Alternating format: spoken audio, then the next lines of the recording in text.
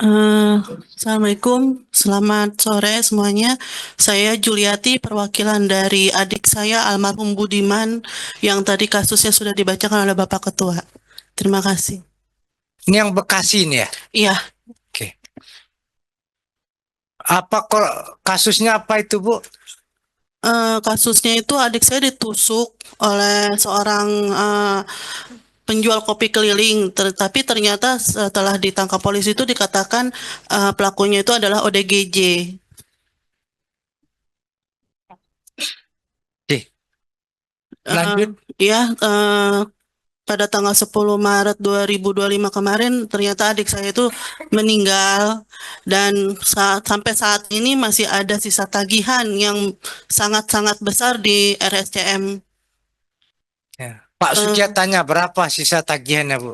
Sisa tagihannya itu masih ada 1.093.115.976 rupiah.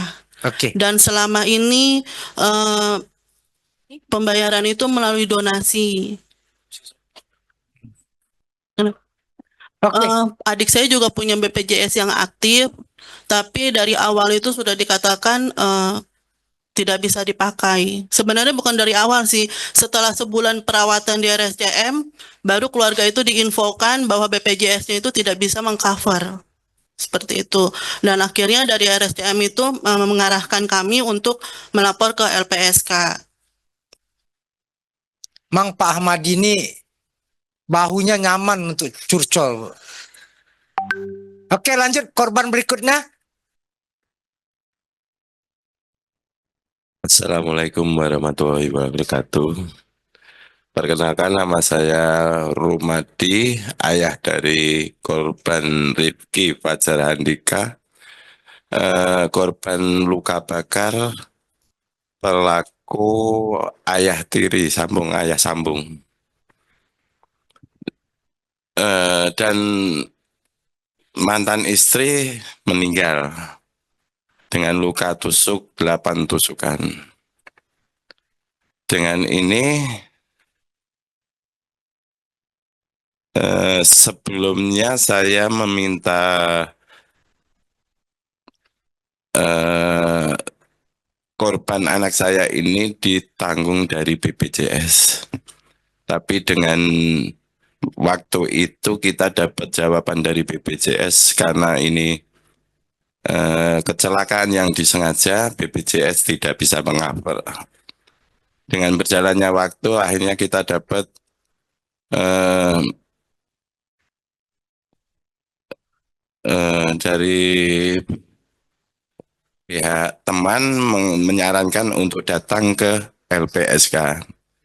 Dengan kami datang ke LPSK, kami alhamdulillah saya dapat bantuan semua dari LPSK. Nah,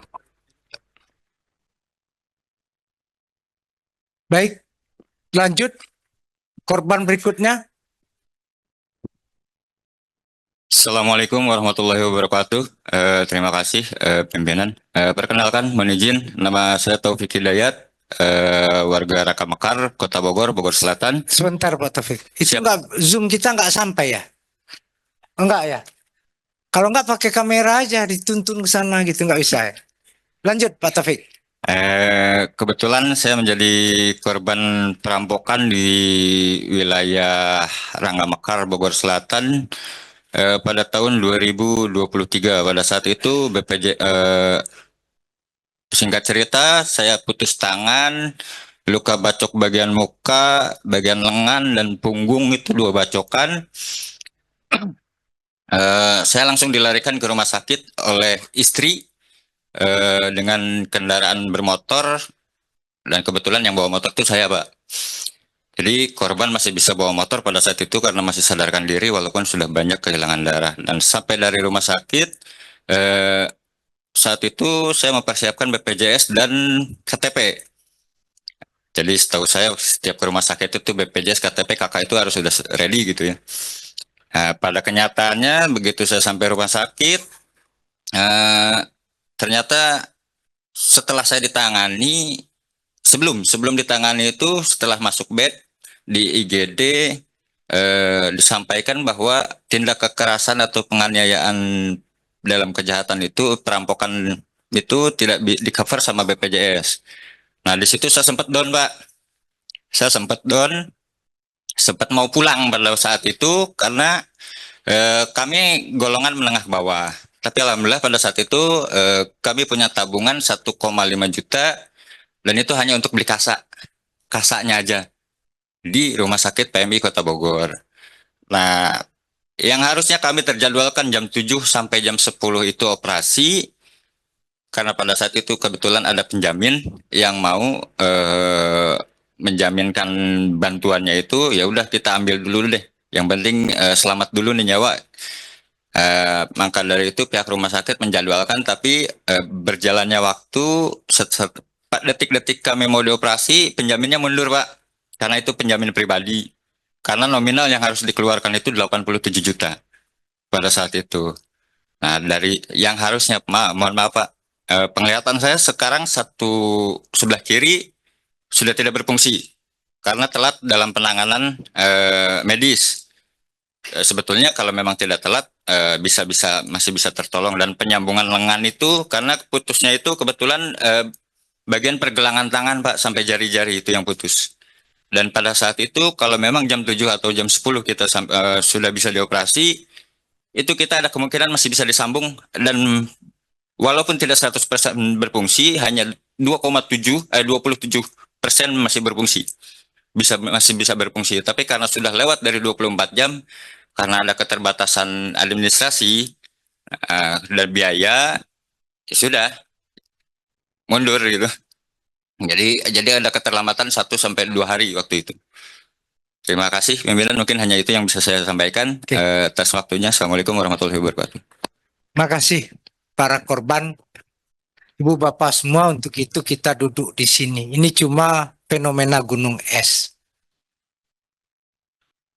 Ya, masih ada satu lagi korban? Oh, di Zoom ya. Nih dari Medan. Oh, Pak Sugiat yang perintah nih. Oke, silakan sambungkan Zoom.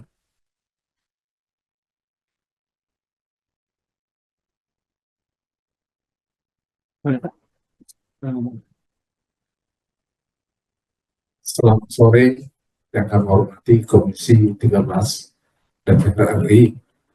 Selamat sore Bapak Ketua LPSK Pak Ahmadi dan tim. Saya adalah orang tua korban Riko Lumban Raja, korban penganiayaan geng motor. Pada waktu itu, setelah 5 hari di Rumah Sakit Royal Prima oleh tim dokter, saya dipanggil bahwa biaya sudah 246 juta. Saya tidak pernah tahu bahwa kasus yang dialami anak saya, kebetulan saya seorang guru PNS, dia punya askes. Saya serahkan askes, ternyata tidak berlaku askes Bapak. Di situ saya pusing, dari mana saya bisa dapat uang yang ratusan juta. Saya menghadap ke BPJS Jalan Skip di Medan. Oleh beliau diarahkan, memang nggak bisa di-cover Pak, karena ini kriminal pidana. Jadi Bapak coba ke LPSK. Saya tanya LPSK-nya di mana Pak? Beliau jawab, sehingga saya dulu ada di kampus USU. Saya pergi ke kampus USU, ternyata tidak ada lagi. Akhirnya diarahkan ke Jakarta. Dikasih nomor WA oleh tim LPSK pada waktu itu, disuruh dibuat kronologis kejadian. Kebetulan terekam CCTV peristiwanya, karena ada saya, korban penganiayaan berat, diseret dari rumah, dikeroyok oleh 30 kereta berboncengan geng motor. Akhirnya setelah 1 bulan rapat oleh Bapak Ahmadi pada waktu itu yang berkenan hadir membesuk anak saya, bahkan mendoakan di rumah sakit. Saya berpikir doa Bapak itulah sehingga anak saya Riko Lukman Razak yang pada saat itu masih kelas 1 SMA bisa sehat. Jadi saya berpikir apa yang dirancang oleh beliau ini pasti mengcover kebutuhan masyarakat yang memang tidak ditanggung oleh BPJS. Mungkin begitu bisa saya saksikan Bapak keberadaan LPSK ini untuk menangani masalah-masalah kesehatan di luar yang di-cover oleh BPJS dan juga yang tidak di-cover oleh pemerintah daerah supaya bisa dikabulkan. Maka pada waktu itu saya menganggap LPSK ini adalah malaikat tak bersayap.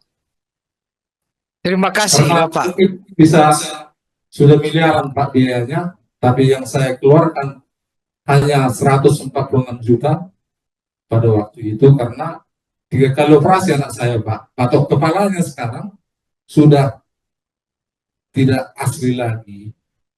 Tapi puji Tuhan masih bisa beraktivitas. Terima kasih Bapak. Itu mungkin yang bisa saya sampaikan. Kebetulan anak saya pun korban langsung ada di Zoom ini mungkin Pak. Di Pekanbaru. Makasih Bapak. Oke.